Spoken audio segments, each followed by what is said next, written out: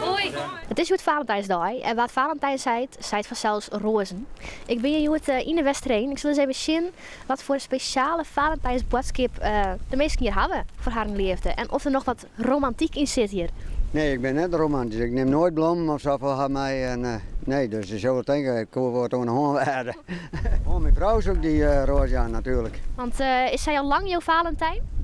Ik ken ze al 47 jaar, dus dat is al mooi gekoopt. Nou, mijn Jan die nou tussen zit. Ja, ik ben nou correct uit de quarantaine na een week. Dus ik heb het om een cadeau te halen afgelopen weken. Dus ik zei al, nou hier zei je, krijgt het nog te goed. Maar ja, dan krijgt hij in ieder geval eerst een roos. Om mijn man.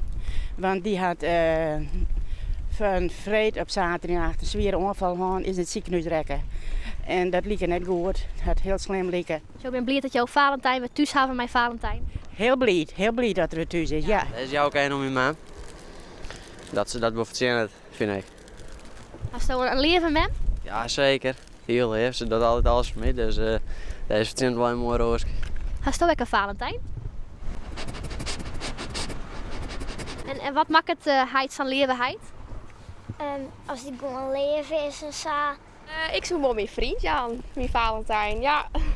Hast je een leuke vriend of? Ja, superleuk vriend, ja zeker. Nou, ik hou van die fijne Valentijnsdag. Deze wie van mijn vrouw aan.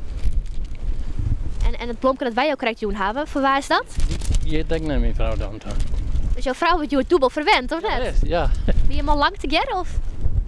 Meer dan 50 jaar. Mooi dat je de romantiek er wat in hoort. Nog je bot je best ervoor of? Ja, ik ben net zo jong weer vanzelf. Maar. Ik wens je nog een hele mooie Valentijnsdag daar. Ik hoop je dat ze er blij mee is. Ja. Alsjeblieft. Want waar zou de sto deze roos, Jan? Mijn mem. En waarom die mem? Is ze heel erg lief? Ja.